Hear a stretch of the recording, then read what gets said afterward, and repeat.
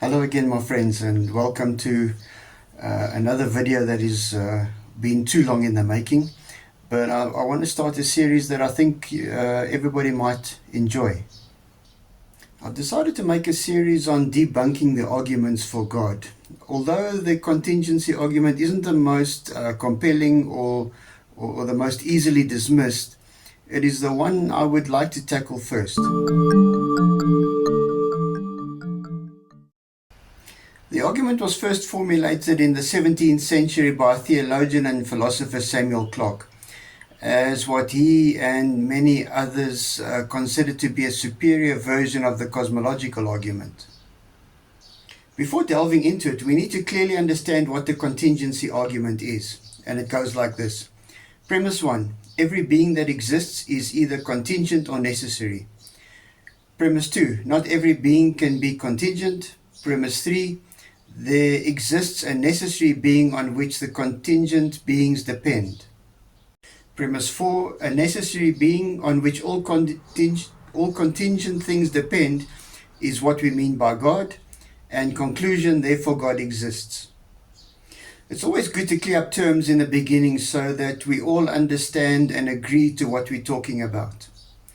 In this argument, there are two words that need describing and one concept requiring an explanation. Firstly, the explanation. The whole concept of contingency revolves around the impossibility of an infinite regress.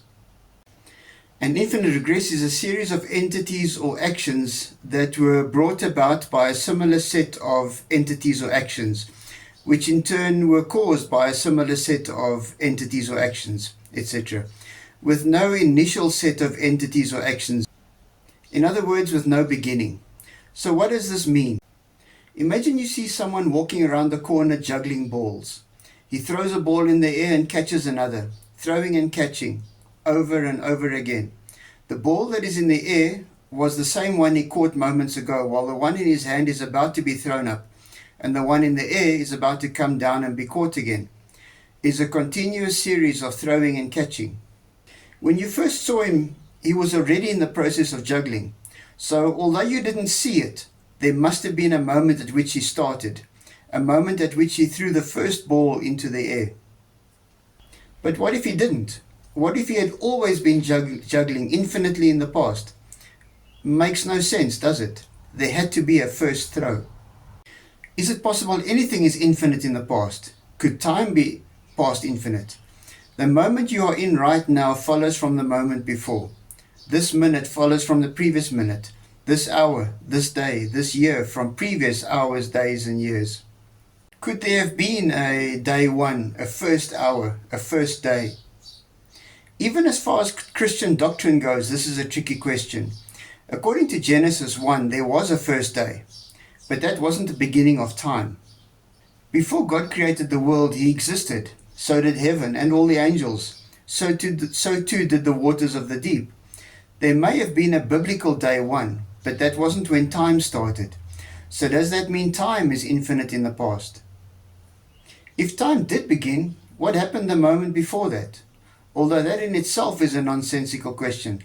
If it did start, why? What about God? Does He have a beginning? Christians would tell you no, God always existed. By extension, the admission is that time and God are infinite in the past. Ironically, this contingency argument, which is used by apologists, has as its underlying premise that past infinite is not possible. If a past infinite were possible, then there would be no need for a necessary being. Bear with me, I'll explain necessary being in a moment. So while they argue for the impossibility of a past infinite, they simultaneously believe a past infinite actually exists. The two words from the argument needing explanation are contingent and necessary. Contingent thing is something that relies on something else for its existence. And a contingent thing could have never existed. What do I mean by those two things? You and I are contingent. We exist because of our parents. And we could have not existed if our respective parents hadn't met and conceived. A table is contingent. It exists because somebody made it, and it could have not existed if that carpenter hadn't made it. A tree is contingent. It exists because it grew from a seed, which in turn is contingent as it came from a parent tree. The tree could have never existed if the parent tree hadn't existed and produced the seed. A necessary thing is something that does not rely on anything else for its existence and could not have never existed. It exists by necessity and always had to exist. There is no scenario in which a necessary thing could have not existed. All contingent things come into existence because of other contingent things, which in turn came into existence because of other contingent things. We came into being because of our parents. They came into being because of their parents, and so on.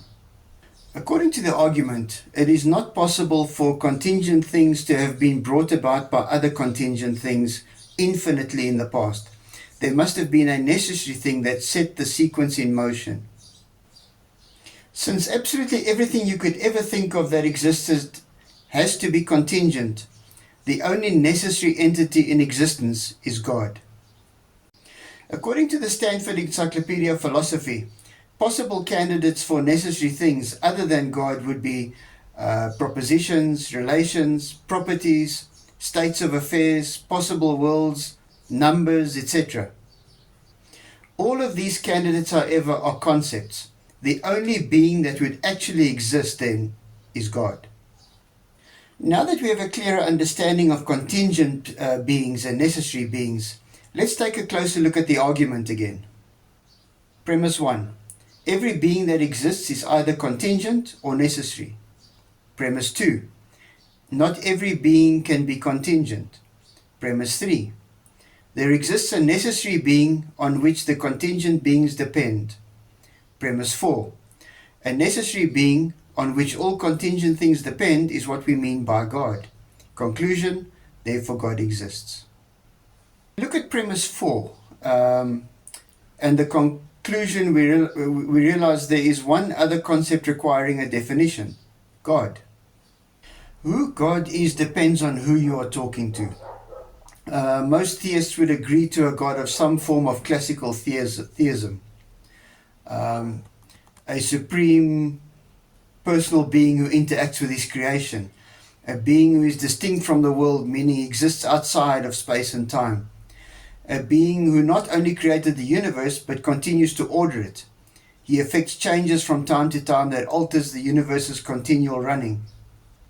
Some schools of thought, like process theology, do not believe God to be supreme, where he is believed to be closely linked to the world and is able to learn, evolve and adapt.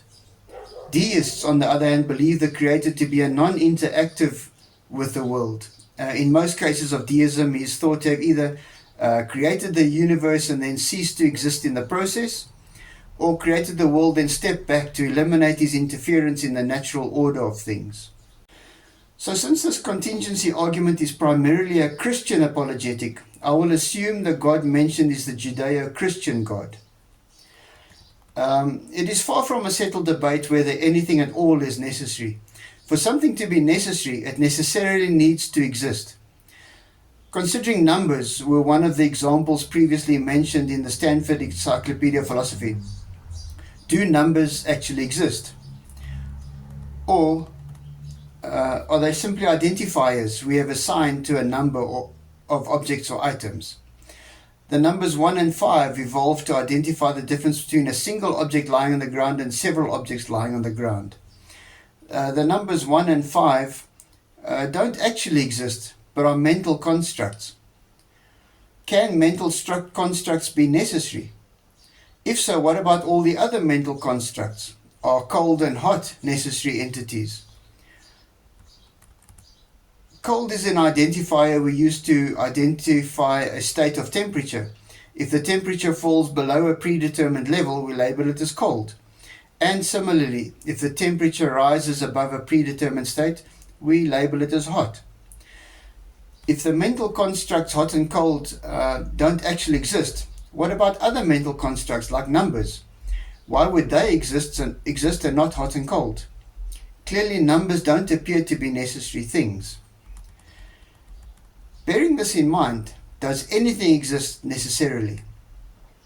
Claiming God exists as a necessary being is in itself a circular argument. God exists, therefore God exists.